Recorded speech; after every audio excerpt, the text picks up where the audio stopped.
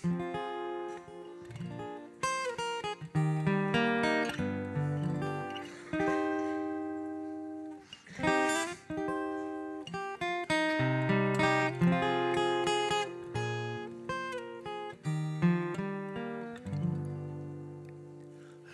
ירם מריבבותם אשר סביב סביב שטו עלי. לא ירם מריבבותם אשר סביב סביב שטו עלי. קומה השם והושיעני. קומה השם והושיעני. לא ירם מריבבות עם אשר סביב סביב שטו עלי.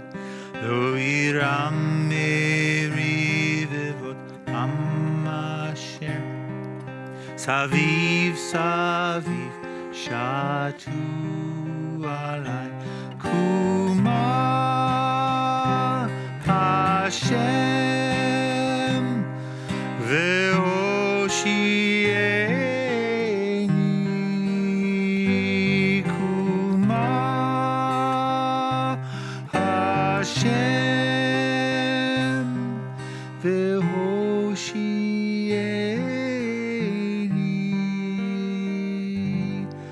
לא ירא מריבבות עם אשר סביב סביב שטו עלי.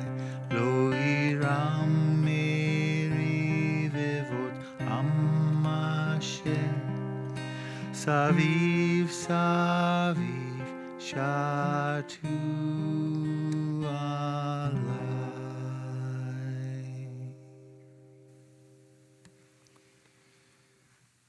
A candle, a flame, a memory. God of generations, grant a perfect rest under your tabernacle of peace to the 6 million and to all those who were killed on October 7th, who have left this life and this world. Let their souls find comfort. Let their memories be a blessing. These candles are for healing. These flames are for hope, calling forth our joys and sorrows, calling forth our hours and our days. God of our ancestors, bring us and all of our families and all those Jews around the world solace and consolation in this moment of remembrance on Yom HaShoa. Let all who mourn find peace.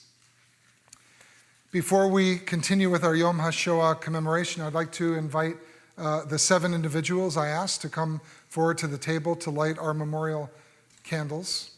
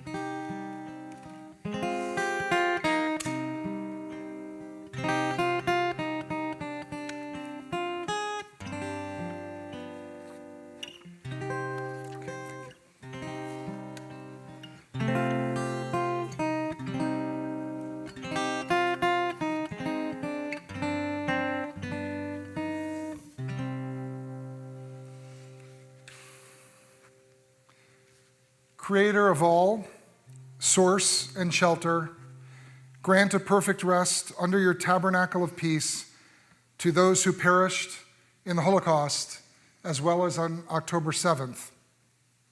Our fathers and mothers, our sisters and brothers, our rabbis and teachers, our neighbors and children, the named and the unnamed, whose lives were cut off by brutal, vicious, cunning, calculated violence. May they find peace in the world to come. Remember the survivors who have since passed away, and the virtues of our people who have died at the hand of malice in every generation. We remember the work of their hands and the messages of their hearts. Bless the defenders of Israel with safety and strength, and the righteous of all nations who provide protection, shelter, and comfort to the Jewish people. Let their deeds be a source of favor in heaven and healing on earth. Put an end to anger, hatred, and fear, and lead us to a time when no one will suffer at the hand of another, speedily in our days. May the memories of all who face these horrors be sanctified with love and joy. May their souls be bound up in the bond of life, a living blessing in our midst.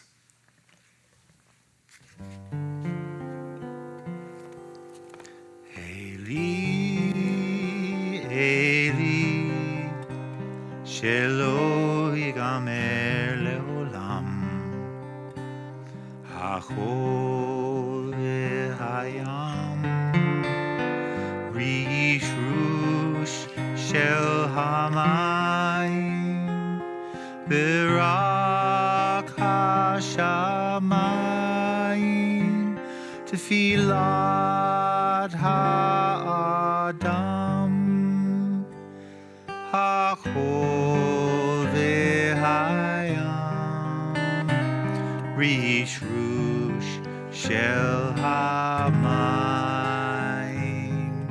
v'rak hashamayim, tefilat ha'adam. Adonai, my God, I pray that these things never end. The sand and the sea, the rush of the waters, the crash of the heavens, the prayer of the heart, the sand and the sea, the rush of the waters, the crash of the heavens, the prayer of the heart.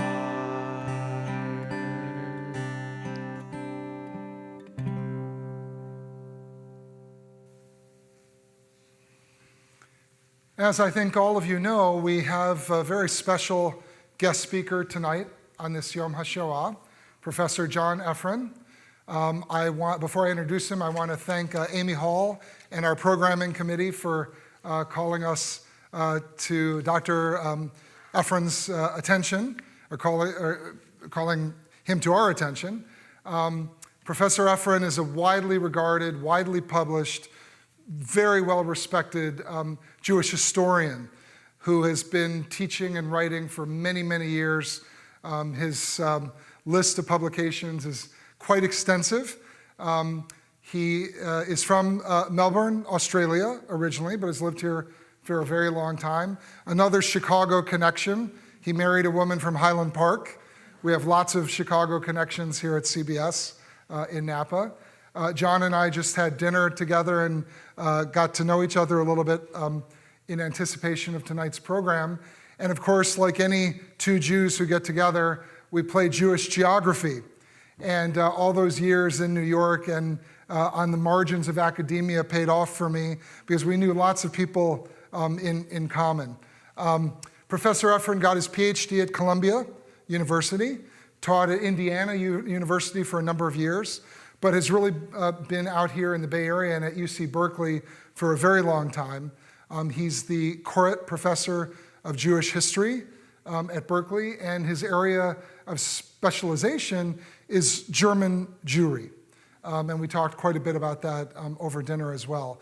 And so not surprisingly, the title of his talk tonight, and there will be time for questions afterwards, and it's a provocative title, is Germany 1925 and America 2025. So I would like to invite up Professor Efron to offer his insights and remarks. And then remember, there's going to be time for questions at the end. Thank you.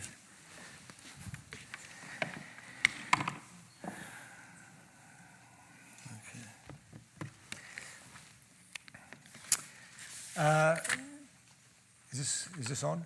Yeah. It is? Good. Okay.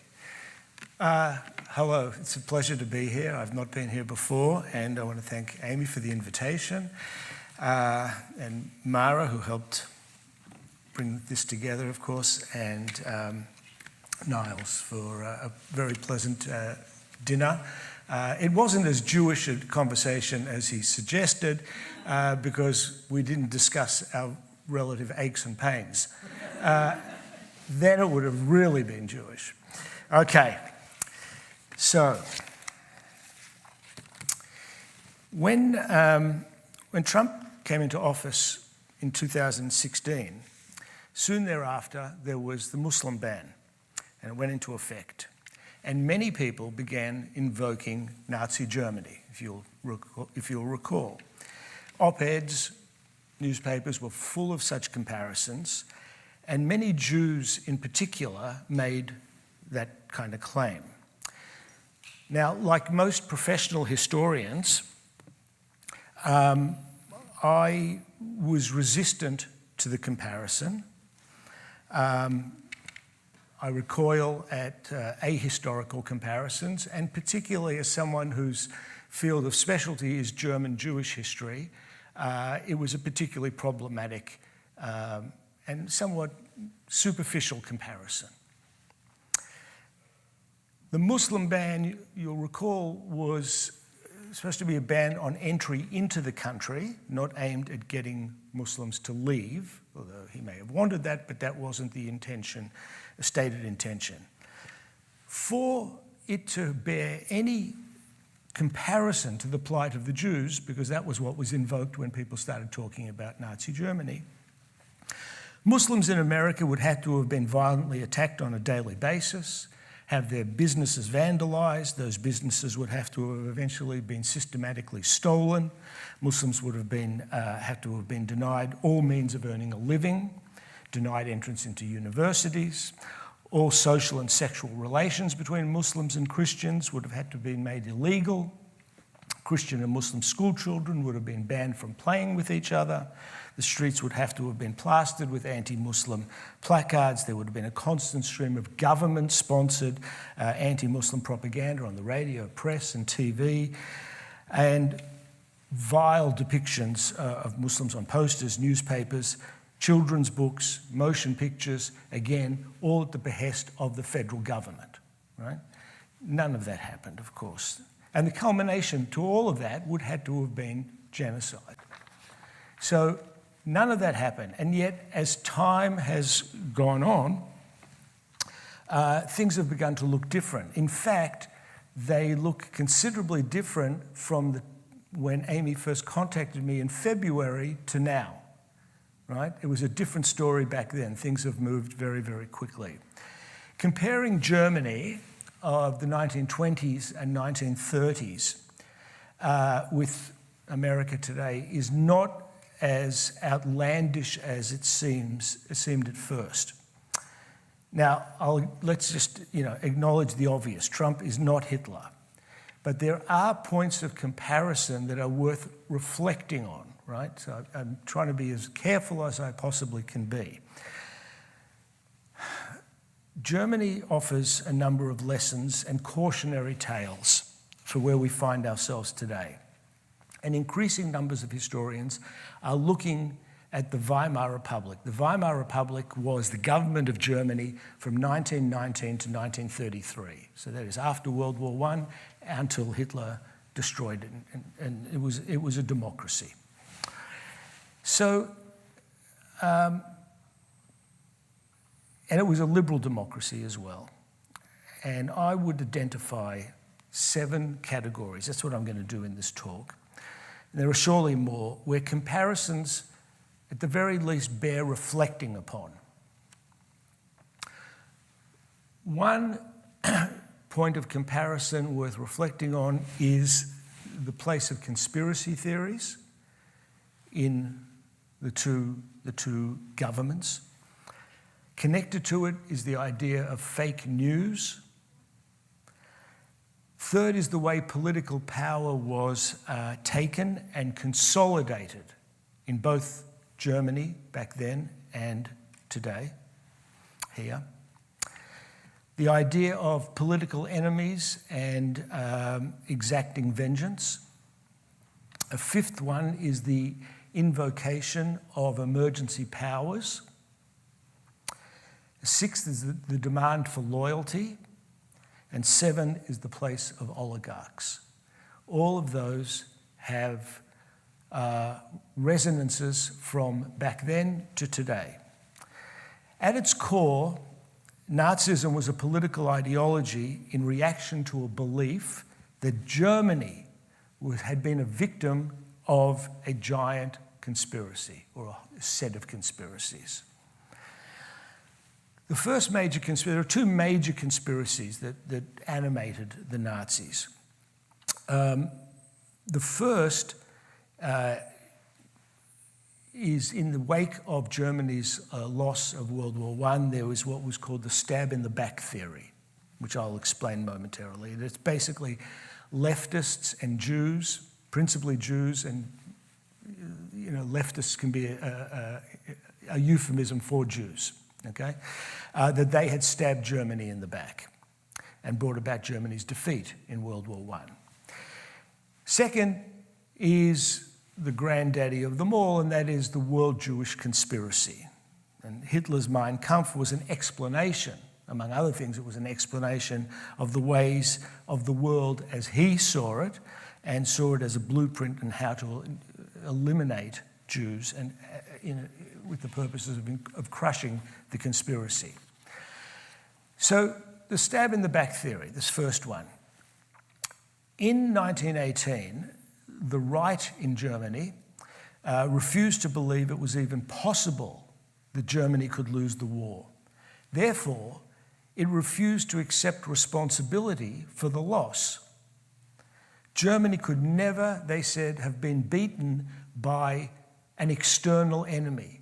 It could only succumb to internal enemies.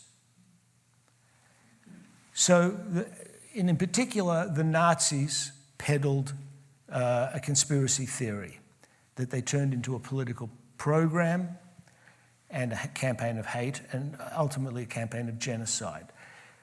The constant harping on World War I and the loss of World War I was a feature of Nazism from its very beginning, when the party was founded in 1919, literally to moments before Hitler committed suicide. In his last note, he commended the German people to continue the fight and not to suffer the same fate that Germany had suffered at the hands of world Jewry at the end of World War I. Right, so right to the very end. I'll give you just one example. On January the 21st, 1939 now, he told the Czech foreign minister, a guy by the name of František Chvalkovský, he said, this is in 1939, January, so before the war had started, of course, 9 months. We're going to destroy the Jews. They are not going to get away with what they did on November 9th, 1918. So it was always World War I. So the fact that Germany lost had to be blamed on others. One consequence of this is that, one political consequence is that a massive political chasm formed in Germany. Germany was split essentially between those who believed the stab in the back theory and those who did not. And German society became so divided that one side simply didn't believe a word that the other side said. Contemporary America hasn't lost a war, but Trump did lose an election. And he and his supporters refused to concede. Similarly, it could only have happened by cheating or by fraud. He claimed before the election, as you'll remember, before the election, if he were to lose, then the election would have to have been rigged. Right? So in both cases, Germany after World War I and with the recent election loss in 2020, in both cases you have leaders claiming that, in the case of the US, fraud and cheating, and in Germany, treason, could explain their respective losses. But there are internal enemies in both cases. In 1952, the American historian Richard Hofstadter published his classic book called The Paranoid Style in American Politics. And it's about the enduring place of conspiracy theories in American political culture. So that book came out in 1952. So this was, conspiracy theories have been around for a lot longer than Trump, long preceded him. But Hofstadter's book does help explain how, if a popular politician wants to embrace conspiracy theories in this country, there is a broad swathe of the electorate ready and almost primed to follow. They're easy prey. One other point of similarity is that instead of petering out, the respective conspiracy theories, world Jewish conspiracy theory in Germany and the refusal to acknowledge an election loss here, only got stronger with time. One would have thought that it would have petered out, but it didn't peter out. And the Jews are central in both instances. In the Weimar Republic, Jews were depicted as liberals whose values undermine the nation. Similarly, there is a similar charge here that Hollywood destroys the morals of the country. And by Hollywood is a euphemism itself, as you know, for Jews. There's one other conspiracy theory that didn't exist in Germany in the 20th century.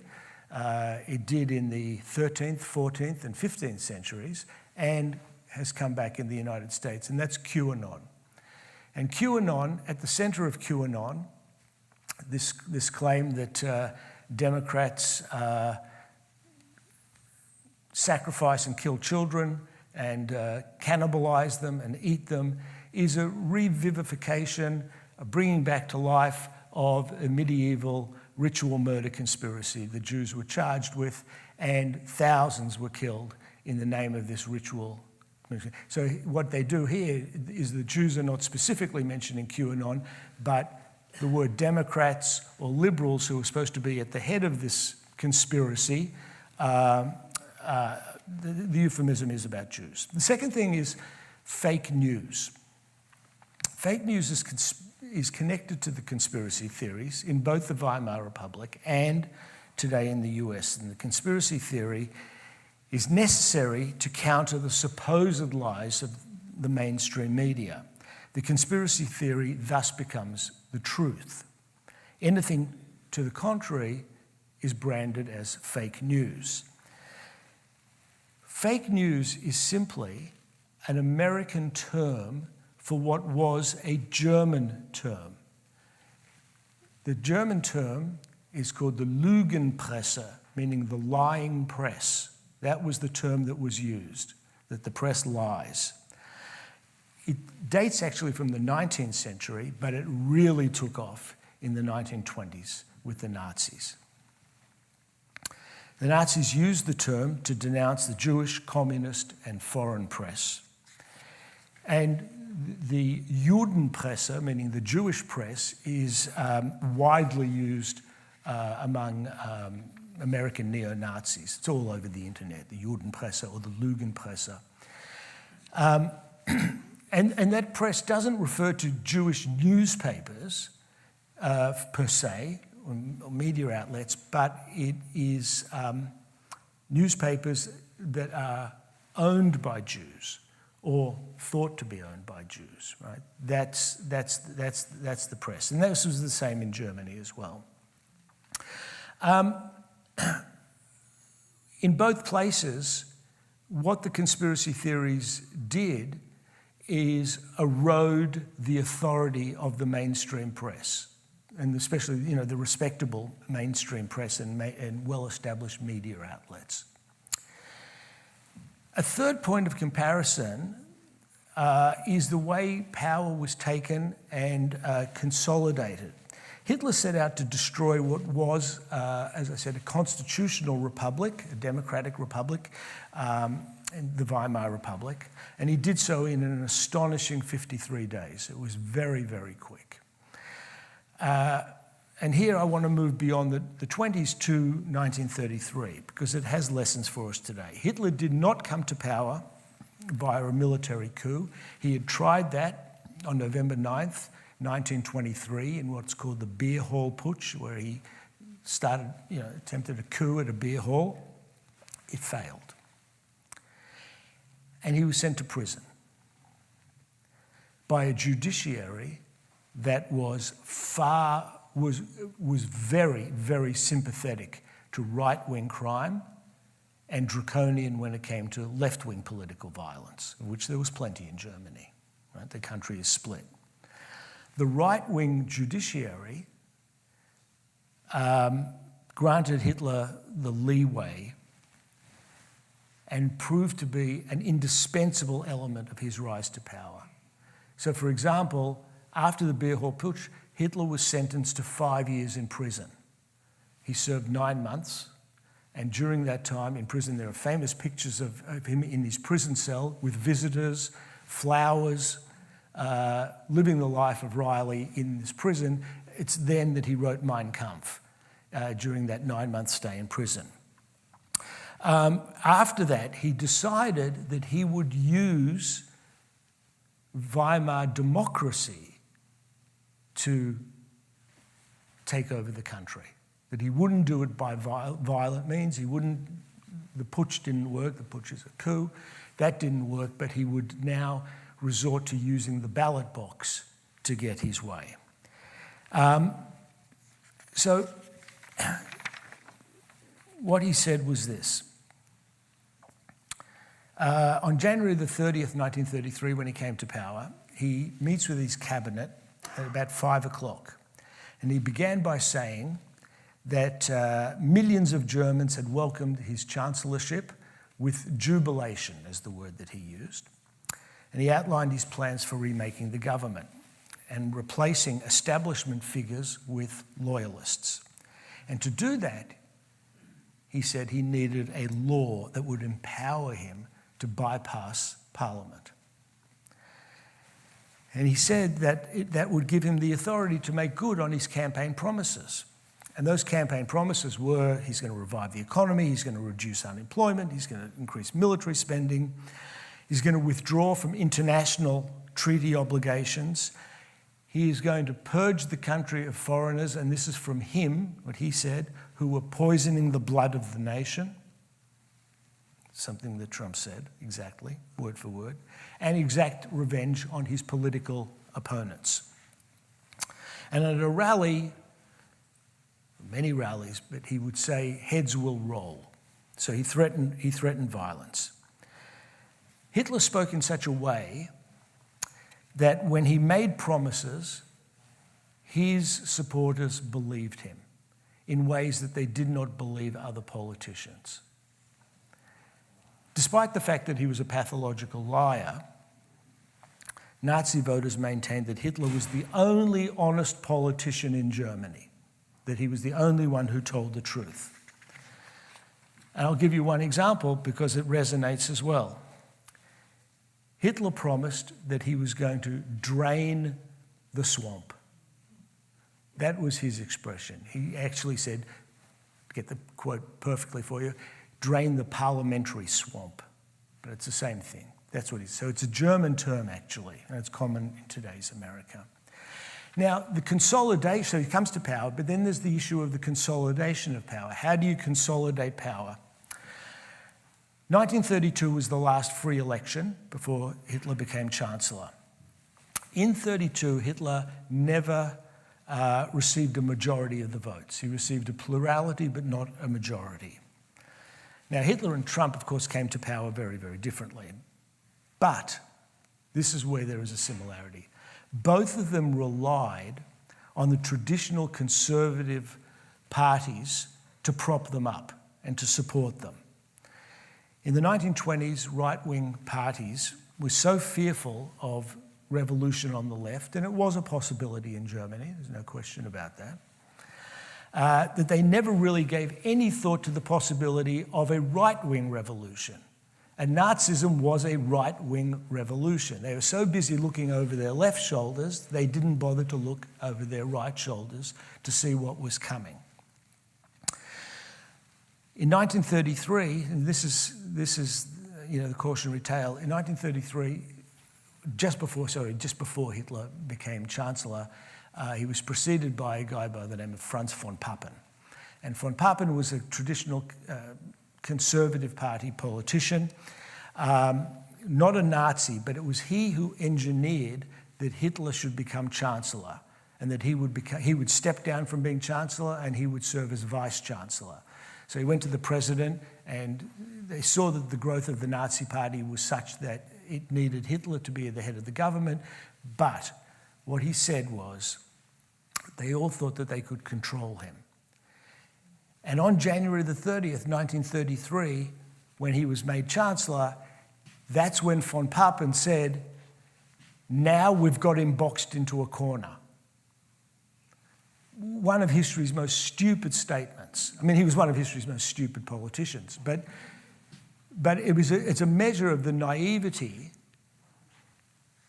that you could control this guy.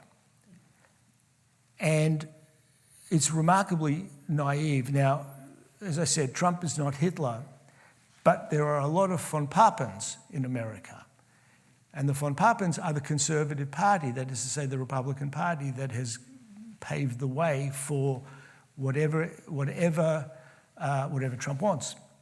He has become completely in charge, and they've completely abdicated responsibility for any form of governance. In both places, the idea that they could be controlled, everyone said something very similar. They said about Hitler, once he's in power, he'll have to calm down. He will calm down. He cannot, as this sort of uncouth Austrian corporal, lead this great nation, uneducated, his German was poor, all that kind of stuff. And they said something very, very, very similar. The outrages on the campaign trail, that Trump, the first time, no one had ever heard a politician speak like this back then in 2015, he would calm down. Well, that didn't happen. With Hitler, Hitler became the Nazi Party, and it is undeniable that Trump has become the Republican Party. The ex-congressman, not lamented, Matt Gaetz, said, from Florida, he said, "I will never return to the old Republican Party. I belong to the party of Trump." The Republican Party has essentially neutered itself. It's put itself out of business, but it propped up Trump in the same way that the traditional conservative elites and the party helped bring Hitler to power, believing that they could control him, and they abdicated responsibility. Now, Hitler was Nazism. It couldn't survive beyond him. Once the war was lost and he committed suicide, that was the end. That was the end of the German Nazi Party anyway. Remains to be seen what happens afterwards here. A fourth category that I think bears reflecting upon is this issue of sort of political enemies, the identification of political enemies and exacting vengeance. In 1927, so 6 years before Hitler came to power, the Nazi Party's on the rise.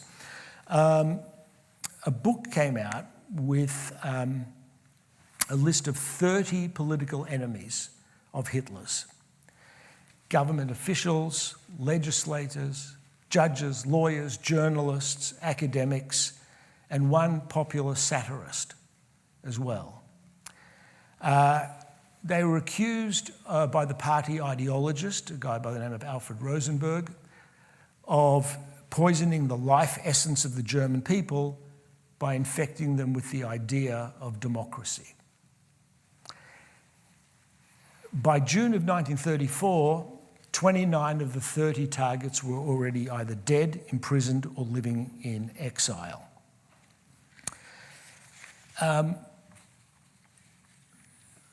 So Hitler was very, very open, and that has been the case here, about exacting retribution against political enemies. And we see this in action, actually, at the moment. The fifth category that I said that's worth looking at is the invocation of emergency powers.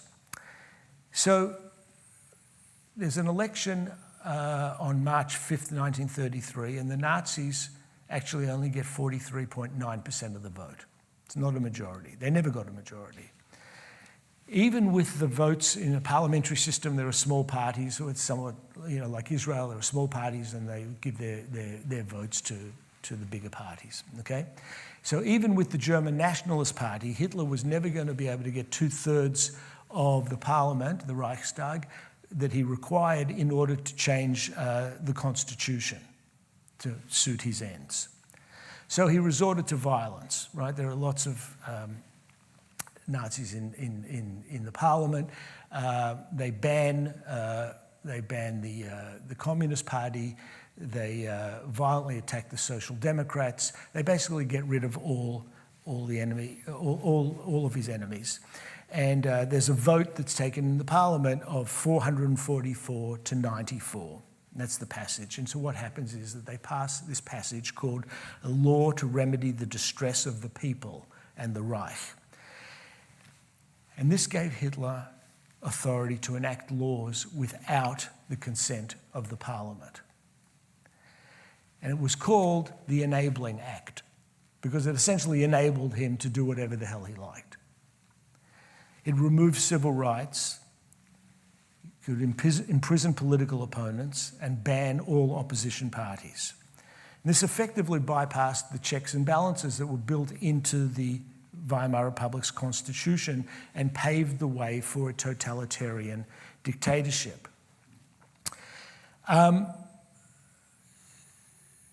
There are lots of, in lieu of that, so you have here now a Republican Party that refuses to legislate, to stand up and do what they've been sent there to do.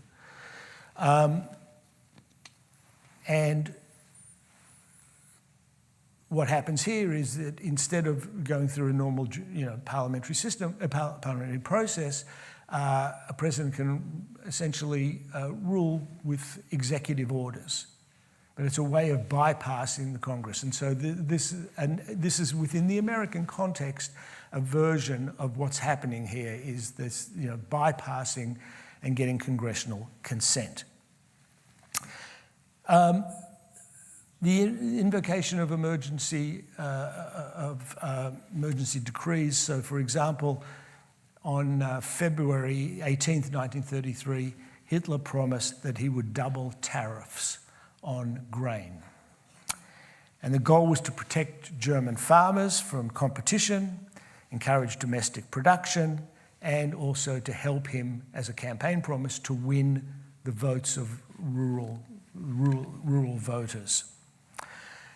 In the New York Times that day, a journalist wrote of his dismay that the Germans were so willing to give up on democracy and vote for authoritarian rule. And he said, nothing like that could actually ever happen in America. So Trump has declared a national emergency on trade deficits. He's invoked the International Emergency Economic Powers Act, which grants the president pretty wide latitude to impose tariffs, and also to round up enemies. The invocation of the Alien Enemies Act of 1798, right? Really going back into the archive, and he got slapped down by the Supreme Court for that, which is a good thing. But we see in both systems and in both places this invoking that there's a national emergency of some kind that has to be dealt with. Loyalty, my sixth of 7 categories. It was absolutely essential that one prove one's loyalty, of course, in Germany to Hitler. The removal of the 30 people, the 30 traitors in this book that was published, was just the beginning. The vengeance really culminated on June 30th, 1934, with what's called the Night of the Long Knives. And the Night of the Long Knives was when the Nazi Party were concerned that the brown shirts were, the stormtroopers, that they were too powerful, becoming too independent, and the regular army became fearful of them. And so they encouraged Hitler to do something about it.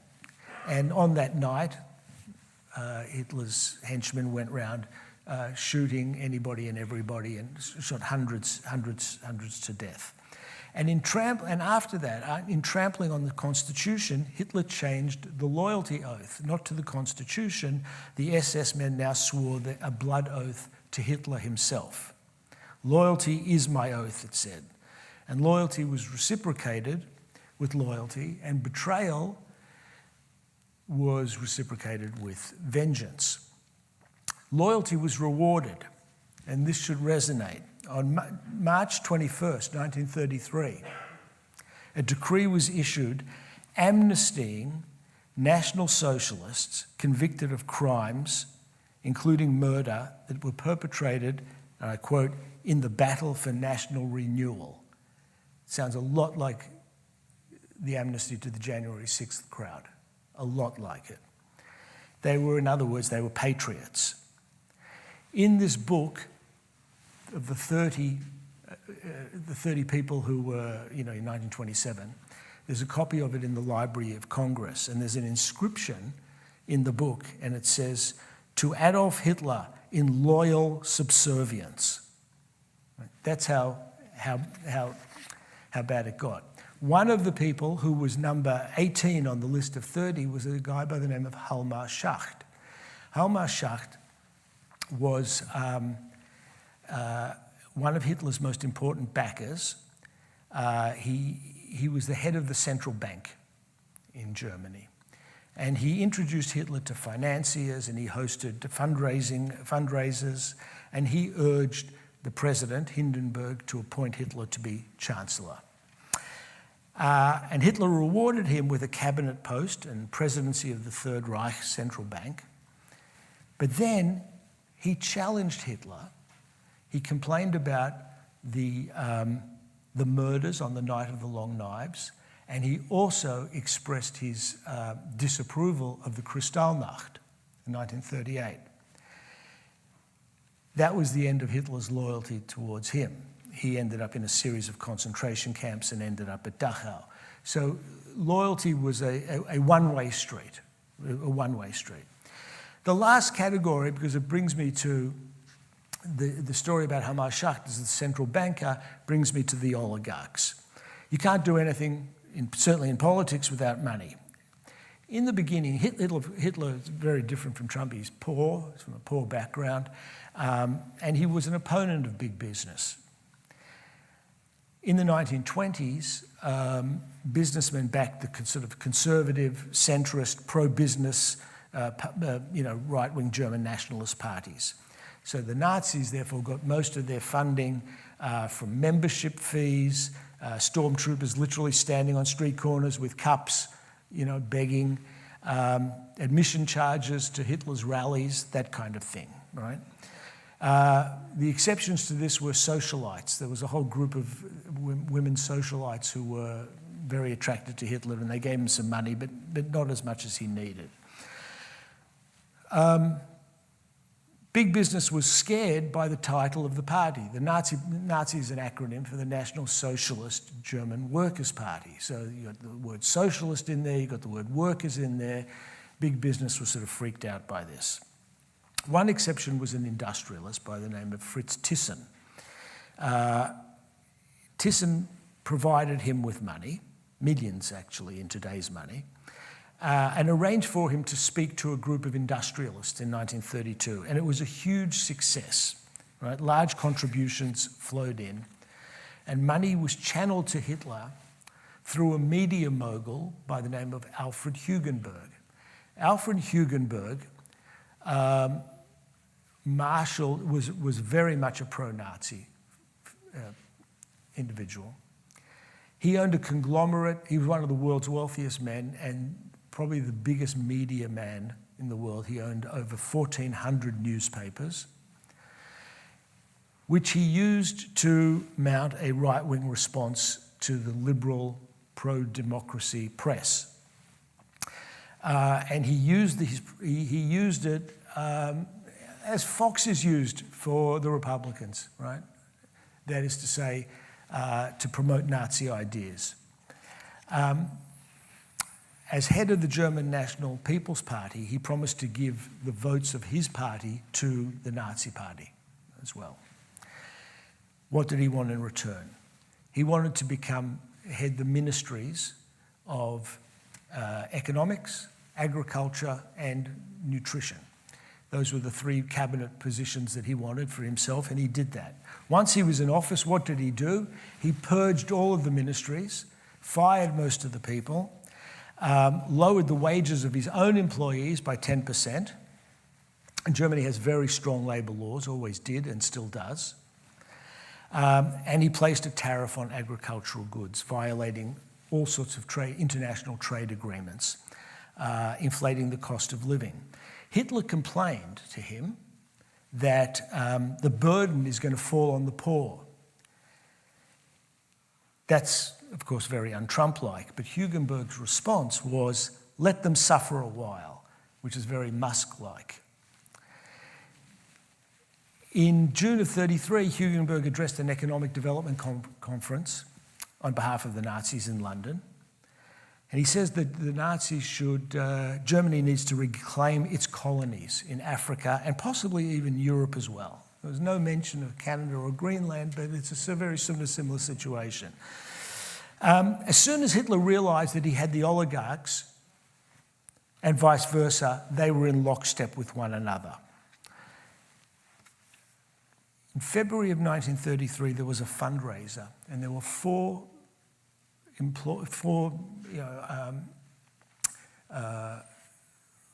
men from a company called IG Farben, which is one of the big industrial conglomerates in Germany. Farben, just so you should know, owned a majority share in a company called Degesch. Degesch was the company that made Zyklon B, which was the gas used in the extermination camps. IG Farben had been a staunchly pro-democracy, pro-Weimar Republic, and anti-Nazi company. And that quickly changed. And one thinks, well, I do. Anyway, I thought immediately upon thinking about this, it was very reminiscent of our neighbors in Silicon Valley who went and genuflected before Trump, all of them pretty much liberal Democrats until they weren't. Anyway, so let me just conclude now. Today's America is not Weimar Germany. Until 1918, Germany was an autocracy. It wasn't a democracy. They had a very short experience with democracy. It was a fledgling democracy. It was an inexperienced democracy. It was unstable. The government kept falling. The average lifespan of a Weimar government was 9 months. Between 1919 and 1933. Essentially every 9 months on average, the government collapsed. There had to be new elections. People became very, very disenchanted with democracy. By contrast, America is different, of course. It's an old democracy, one of the oldest democracies, much stronger institutions. But recent years have seen a staggering number of Americans take a wrecking ball to it. And while they haven't knocked it down, they have given it one hell of a beating. And as was the case in Weimar Germany, they've taken a wrecking ball to American democracy in the name of conspiracy theories. Whether it's the liberals themselves, one has to own the liberals as the expression goes, or whether it's a woke agenda, that's part of a thing, or DEI, or NATO, and other organizations like that. American democracy, one hopes, because we have to hope, will prevail, of course. But if one party subscribes to a conspiracy theory or abdicates its responsibility and doesn't govern, you can't have a democracy with one party. You mightn't like the opposition, but you need them to function. It doesn't work otherwise. And that is perhaps the most salient lesson for us to take from the weak, but nonetheless functioning democracy that was Germany in the 1920s. Democracies, even robust and old ones, can never be taken for granted. For if the right political conditions and cast of characters emerge, those democracies can fall prey to those who would use democracy to destroy them. Thank you.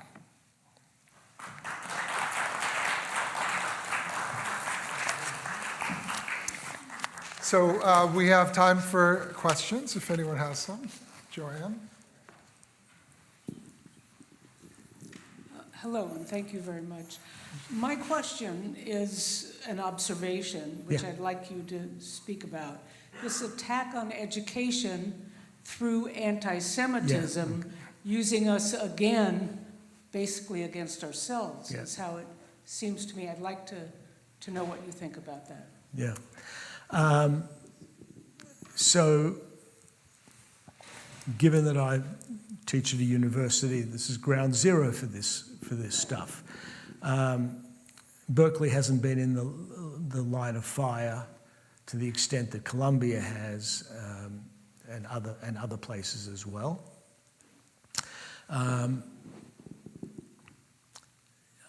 Look, I am not inclined. Look, I think the concern for the welfare of Jews is completely disingenuous.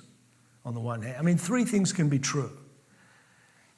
One can be that one can find, if you're so inclined, I'm not telling you to, but I think it's clear where I stand. One can find Trump reprehensible and his policies reprehensible. You can find that.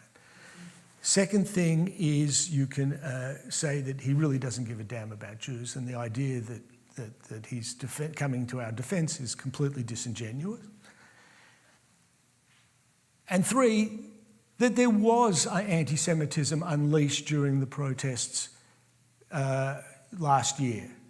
All of that can be, there are a lot of faculty members who don't seem to be able to hold two thoughts in their head, let alone three. Right.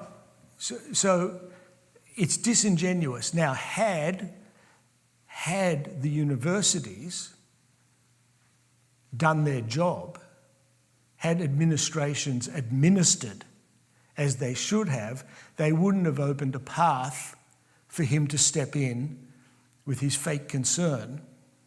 And of course, that concern makes it look as if, we're going to stop anti-Semitism here, we're going to stop it there. It makes it look like he is a puppet of the Jews, that the Jews are pulling the strings.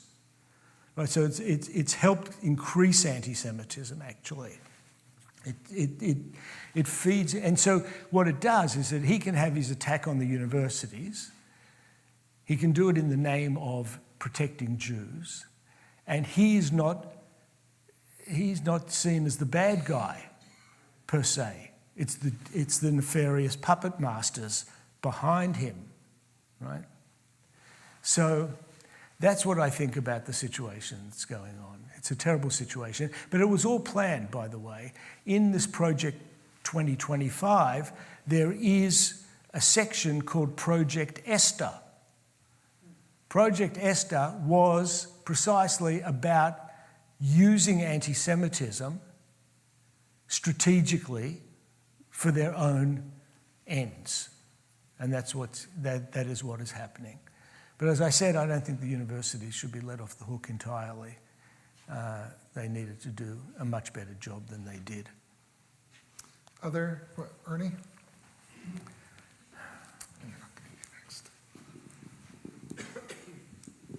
Would you like to comment on the rise of the AFD and if you see any parallels in America? Oh, sure. So the AFD is a sort of far-right party in Germany.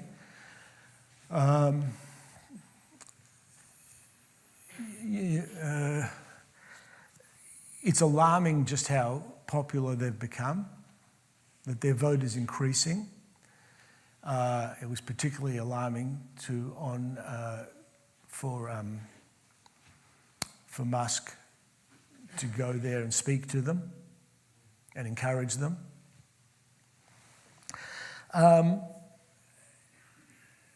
Much of this is a consequence of, this is sort of one of the afterlives of the wall coming down. And, the most extreme right-wing stuff comes from the old East Germany, communist East Germany. That's where most of this stuff comes from. That's the heartland of their electorate. They're full of resentment. They're full of resentment against foreigners. It was a problem that Angela Merkel allowed in 1 million Syrians. It was a problem. Right? They needed somewhere to go, I get that, but there are political costs that are involved. And since this is Yom HaShoa, the reason she did it, of course, is the Shoah still weighing very heavily on someone of her generation. That is to say, we can't turn people away. We've gone down that road once before, but you can't atone for those sins by creating a very, very difficult situation. And that also created space for the AFD. And the AFD is essentially an anti-immigrant party. And a party, of course, not just an anti-immigrant party, but it's a party that is not so much that it's anti-Semitic, but it's let's move on from this Holocaust stuff. We don't want to hear about that anymore. It's that kind. That's the attitude to Jews. But it's a staunchly anti-immigrant party, and I don't want to blame the victims, and I'm not. But any country that in a very short space of time takes in 1 million refugees or foreigners from another place is going to have a backlash. There will be people who are not accommodating. There are going to be people who are not welcoming to those people. That's what happened, and the AFD has preyed on that situation. And they only seem to be getting stronger. They're not diminishing in power. And that's it. Parallels to America? I'm sorry? Parallels to America, to MAGA? Well, to MAGA, it is among other things, it is an anti-immigrant party. There's absolutely no question. They don't make any bones about it. You don't have to read into anything. You just listen to them. It's xenophobic.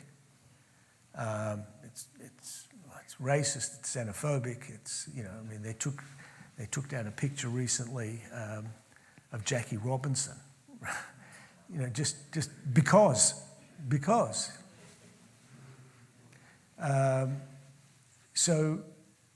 There's kind of a purge of all of this stuff. So it is, I don't think it's an accident that you have someone like Musk sort of, pledging allegiance to MAGA, but also to the AFD, and is prepared to provide funds for them as well.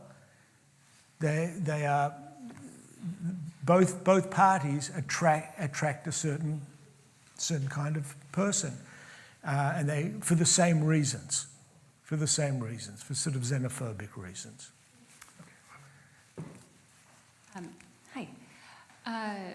With all the parallels you drew between Trump and Hitler, Yeah. can you please kind of narrow down on your concern with that? Like, are you insinuating we're moving towards another genocide? No, or no. No, what I was suggesting is that these categories are food for thought and bear reflecting upon. I'm not saying, I said very clearly a couple of times that he's not Hitler, but that's a pretty low bar. You know, he's a bad guy, but he's not Hitler. So, but you don't let him off the hook because he's not Hitler. So I think there are parallels. I think some of the most important parallels are is the abdication in the American case of the Republican Party, just as it was the abdication of responsibility for governance of the conservative parties in Germany and that allowed him to come to power. That's a problem. I mean, in 2015, for example, during the debates, I mean, they could have just said, "You're not on the debate stage with us. We don't want you." That's it. That would have been the end. There would have been no platform for him. But they didn't do it, and it just became more entrenched and more entrenched, and now he is the party. He absolutely is the party. So it is dangerous. It's dangerous for all sorts of people, but I think on this particular day, as we're reflecting on this, I think it's dangerous for Jews.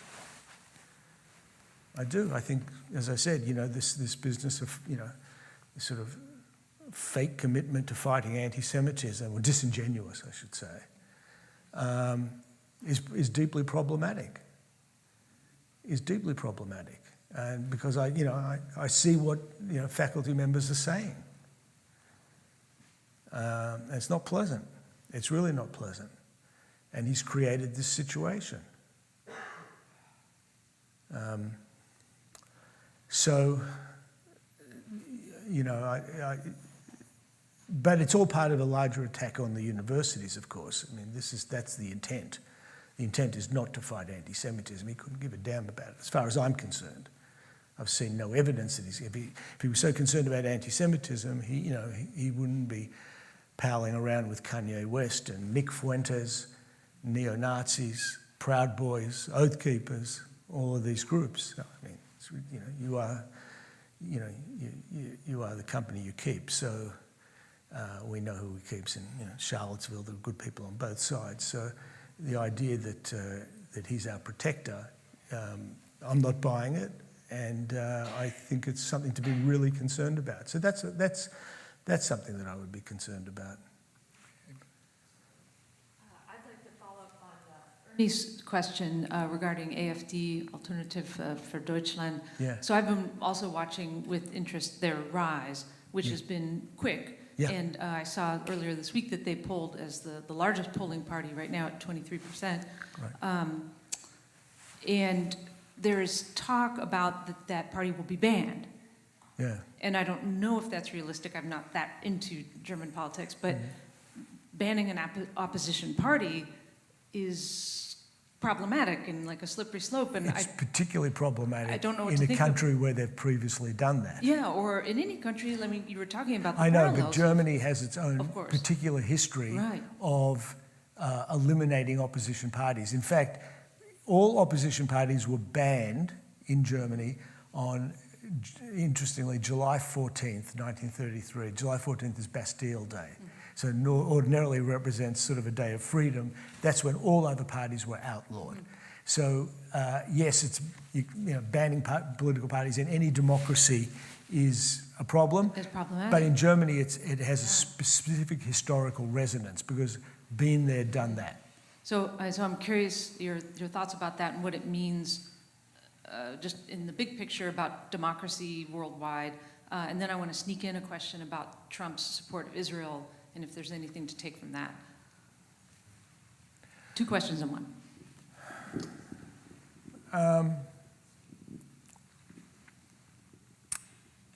Well, democracy seems to be in retreat in a lot of places.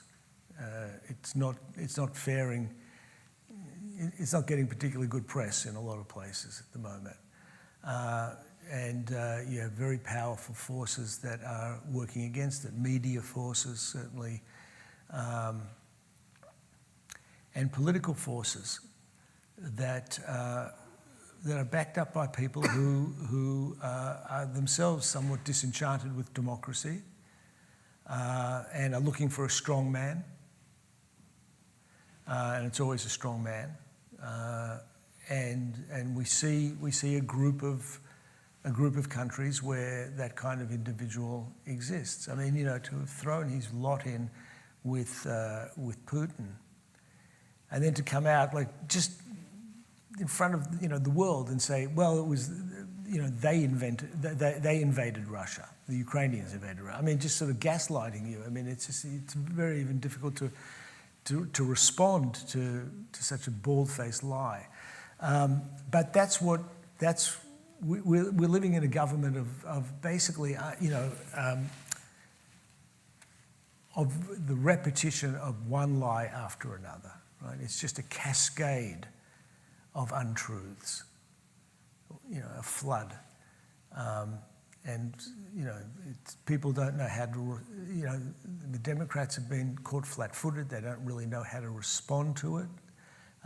In some respects, it's understandable.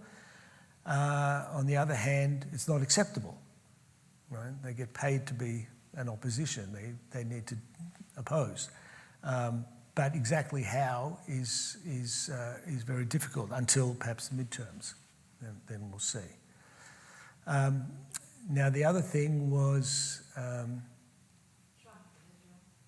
well, I just don't buy anything, when it comes to Jews, when it comes to Israel. I mean, for example, Netanyahu came here a couple of weeks ago, and he's sitting there grinning like an organ grinder's monkey when Trump is saying they're going to move the Palestinians out of Gaza, and as though that's going to be a good thing for the Jews, a mass expulsion of millions of people. But one of the reasons he was actually here, that not in front of the cameras, is that while Trump is sort of acting like bosom buddies with Netanyahu, he's been negotiating with the Iranians. So if it's in his interest to do some kind of deal with the Iranians, he will do it. He will do it. Israel be damned. I mean, so the whole idea that he is that he is a friend of Israel, that he's a friend of anybody. I mean, I see him as a sociopath. Friends are not, there are people with whom you do deals. That's all. But that's not an expression of any kind of sincerity. Right. So, no, I don't trust. As I say, I don't trust him being a savior for the Jews on campuses, and I don't trust that he's a savior for Israel. I don't buy it. But We have time for a couple more questions. I'm trying to make my way over there, but you had your hand up too, so just bear with me. There's only one. I only have one arm and one mic. My question is this. It took a catastrophic world war to stop Hitler. yeah. What could stop Trump and his movement? So this is the thing. This is where there is no comparison. We haven't had an example in a really functioning democracy. And Weimar was a functioning democracy, but it was weak and it was fledgling, it was brand new. So I won't count that. We've never in a democracy had a cult of personality. They usually happen in countries that are not like this one. So we have and it took a world war and the complete devastation of Germany. That's not going to happen to the United States, right? No one is powerful enough or foolhardy enough to attack the United States. So that's not going to happen. So exactly how one, purges the system and gets rid of it, I don't know the answer to it. I don't know, because it's sui generis. We just don't have an example of a cult of personality, a party behind him willing to do anything and everything at his beck and call?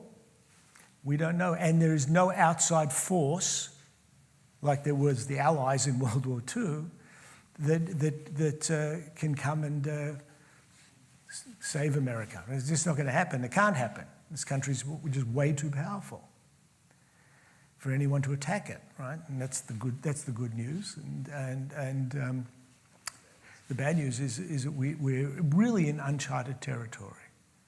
Really in uncharted territory. And then, he's now operating in a way that Stalin did. Stalin was famous for saying, how many divisions does the Pope have? So if he disobeys a Supreme Court order, he can simply say, well, how many divisions does the Supreme Court have? It's 9 octogenarians or something. What big deal. That's what he's saying. He's saying big deal. So he's defying them. There hasn't been a president. I mean, Nixon handed over the tapes, which was basically handing over, because he was still a crook, yes, but he was still, he had been a lawyer, and he just respected the rule of law, believe it or not. He didn't dare defy them. And he knew that handing over the 18 minutes of tapes would just be, it's like a noose. He handed them the noose. This guy won't do that. So we don't even, what authority and power does the Supreme Court have if he just says no? We don't know. Yeah, We're not quite there yet, although many speak of the constitutional crisis. We'll know when that really happens. So I'd like you to turn the telescope of your historicity around. As a historian, and tonight, you've done this marvelous job of pointing backwards and reminding us of the comparisons. I'm actually not getting you, so I'll come out here. Oops. He's connected. Yeah, okay. Look forward, would you, using your knowledge of history. Yeah. And help us, for a moment, imagine what the forces, the corrective forces might be in this world of massive dislocation, AI's ascendance, the impact now of distortion and untruth in media on a level that we've never seen before, certainly not in the West. And imagine, if you would, aloud, how we will deal with the migratory hordes of climate injustice and nuclear peril, and where and how might we escape this bond? I do Jewish history, don't you? I mean, I'm a humble historian of German Jewry. That's it. If I knew what was going to come, I'd have next week's lottery numbers as well. I don't have them. Do I know what's going to be? It's hard enough, really, it is hard enough being a historian and trying to, unravel the past. The future is really beyond me. I mean, I don't know. I'm not a political scientist. I don't have that skill set. I can look backwards and see parallels, resonances, things that are happening today that are reminiscent of. But there are big differences too, because America is not the Weimar Republic. It is different. It is different. But there are certain things, conspiracy theories, losses that you refuse to acknowledge, lying, and Jews, unfortunately, at the center of things. No one asked to be suddenly, just over the last few weeks, be put into the center of Trump's agenda. I didn't ask for it. I didn't want it. It's not doing me any favors whatsoever. Didn't October 7th put us in the center? Well, October 7th, I'm talking about, but Trump's, I'm not even prepared to blame Trump for October 7th. I'll blame him for a lot of things, but that's not him. But I'm talking about... Not about Trump. I'm saying that October 7th put Jews. Edward, so people at home can hear you, we'll go to you, and then Alan will give you the last word, but just speak into the mic so people can hear you. Yeah, October 7th, yes. But, I don't know, we're never that far from the front page anyway, right? That's one of the major problems. But I'm just talking about over the last few weeks, the invocation of anti-Semitism, to protecting Jewish faculty and students and staff against anti-Semitism on campuses. That sort of just seemingly came out of nowhere. And that's what I mean by putting us front and center. So what role do you think that October 7th played, because on the campuses specifically, because you have a very good vantage point. I'm actually in school as well, and see that the rise of anti-Semitism on campuses, well before Trump, it almost had nothing to do with Trump. He is maybe exploiting it, to your point, maybe not. Disingenuous, that's arguable. And I'm really curious to know how you think that has arisen, because that happened well before Trump. And it's actually the policies that were established well before Trump, they're actually coming to culmination that are now starting to bear fruit. Maybe you could comment on that. What policies are you talking about? Well, you mentioned, so let me give you an example. I was just in Austin, Texas, and one of our cousins, she's going to med school. And she was looking to put on her application what her religion was, and she was scared to put that she was Jewish. And that happened after October 7th, not before, after. That didn't exist before. Where is that coming from? Where is that coming from? October 7th was a catalyst for drawing out a lot of pre-existing sentiments. Right, it brought it out into the open. So there's this, there's a whole thing about Israel being a settler colonial state, right? You've heard that? Oh, very familiar. Yeah, okay, so fine. So October 7th gave a kind of a license to those people who subscribed to that really poor theory of history to come out in the open and be extremely vocal in and express their hostility to Israel as being sort of a poster child for their notion of what a settler colonial state is. As I said to someone, being Australian, I come from a settler colonial country. Israel doesn't look like it, right? But that's not what they're telling you in schools. In schools, everyone believes that Israel is a colonial country. Yes. There's a, Yeah, I know. We're not disagreeing. I'm not disagreeing with you.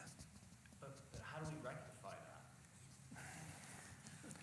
It's a pretty well, unfortunately, entrenched sentiment and ideology that there's something aberrative about Israel.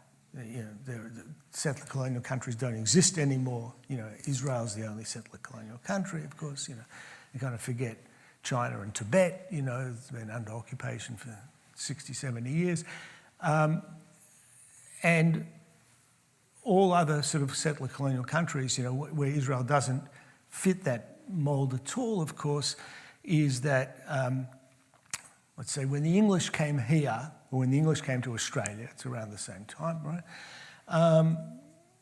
They had no business being here, right? They had no connection to Australia, they had no connection to the United States, or what would become the United States.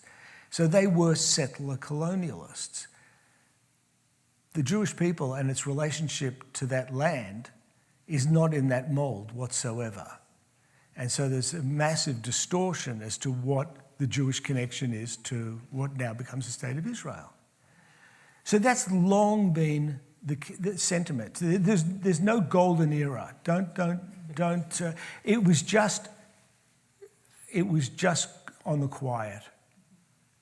And October 7th came, and it became okay to go out on, at Berkeley on Sproul Plaza, or in Harvard Yard, or at Columbia on College Walk, and take over the place, and just trumpet your abuse towards Israel, and by extension, of course, cross the line.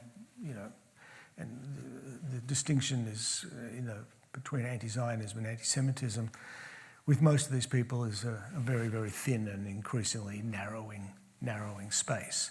But October 7th allowed for voices to be heard that were there whispering beforehand.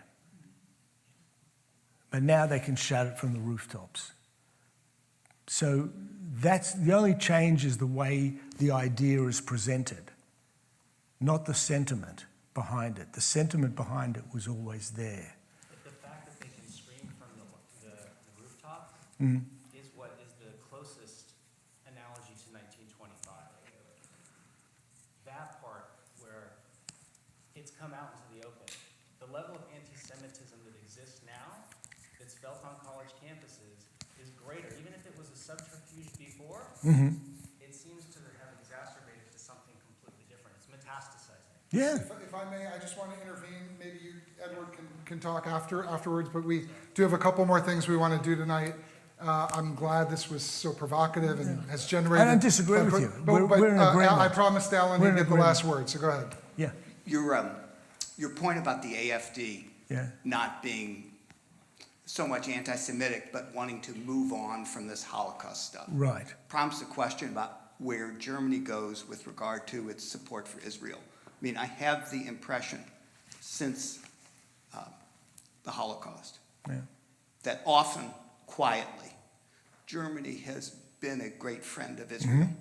And I think also in Germany itself, you see efforts to atone that I think far exceed what you see in other countries that have committed not the same atrocity, but atrocities. I'm wondering to what extent you think that support for Israel and effort to rid Germany of this Nazi horror past is something that's strongly entrenched, or whether when you see the rise of the AFD, you wonder, is that likely to change too? And is Germany's support for Israel likely to change because you've got perhaps a different ruling group that comes to power, and what was thought to be so central to Germany's post-war identity perhaps changes? Yeah, I think that's it's a very good point. It's a very thought-provoking point. What I would say is the ties between Germany and Israel are very deep. They're broad and deep, right? There's been a real commitment to atonement. And they've done, I think, as good a job as can be expected, and it has been sincere. Nothing is forever.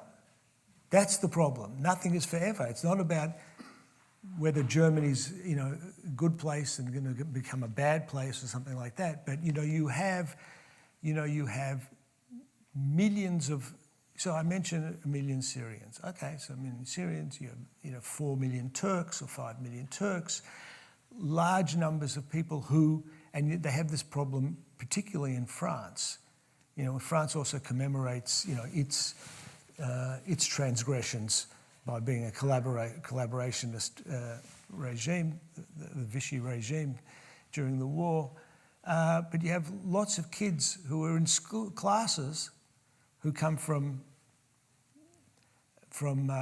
whether it's Arab countries or whether it's Asia or wherever, saying, why am I sitting in this classroom learning about this stuff? Well, we didn't do this.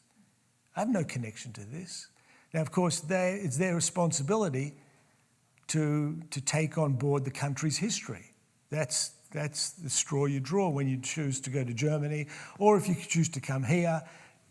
Yeah, a recent immigrant from Vietnam had nothing to do with slavery that was here for 400 years, but they've got to sit in class and learn about it.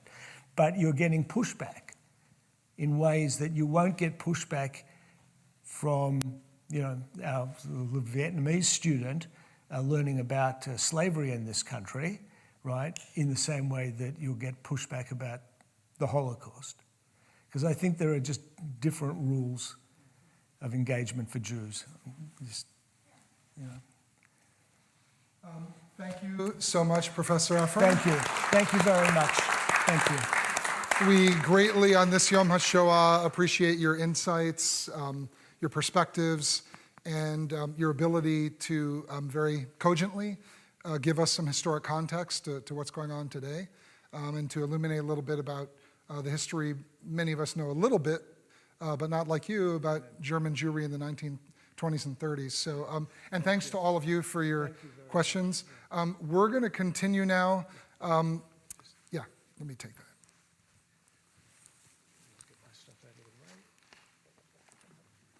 It is Yom HaShoa, so in remembrance and in honor of the 6 million of those killed on October 7th, of all the Jewish martyrs throughout all time, I'd like to ask you to rise for the Mourner's Kaddish.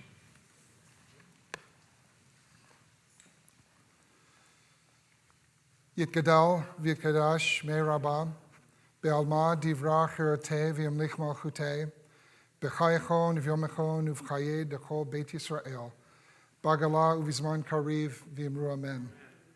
Yehei shmei rabba mevorach le'alam ulamei maya, yitbarach v'yishtabak v'yitpa'ar v'yitramam v'yitnaseb, v'yitadar v'yitalev v'yitalal shmei dekudsha barichu, le'ela min kol birchata v'shirata, tush b'chata v'nechemata, damiran be'alma v'yimru amen. Yehei shlama rabba min shmaya, v'chaim aleinu ve'al kol Yisrael v'yimru amen. Oseh shalom b'mromav, hu yaseh shalom, aleinu ve'al kol Yisrael v'yimru amen.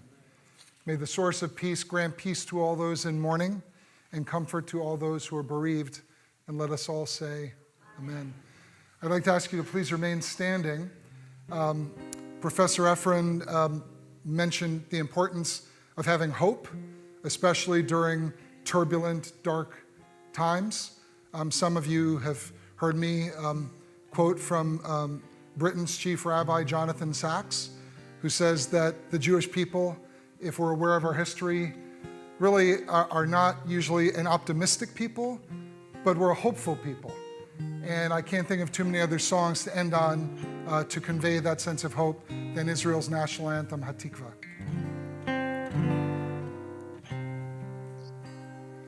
Kol balevav enima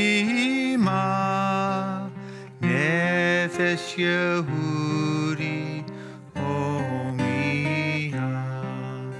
ufate mizrach kadima ayin letzion Sophia.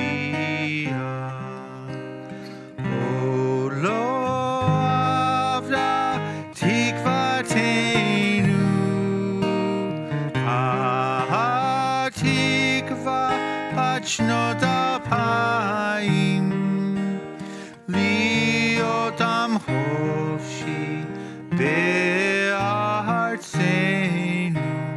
ארץ ציון ירושלים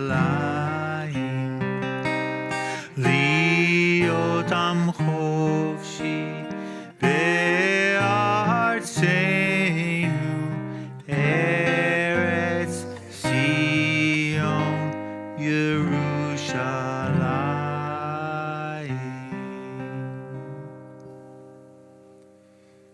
Thank you all for coming. This concludes our Yom HaShoa commemoration. Hopefully we'll see you on Friday night to celebrate Jewish community and the Jewish tradition on Shabbat, and also to celebrate Anne Purcell's 90th birthday. See you soon. Okay. You dropped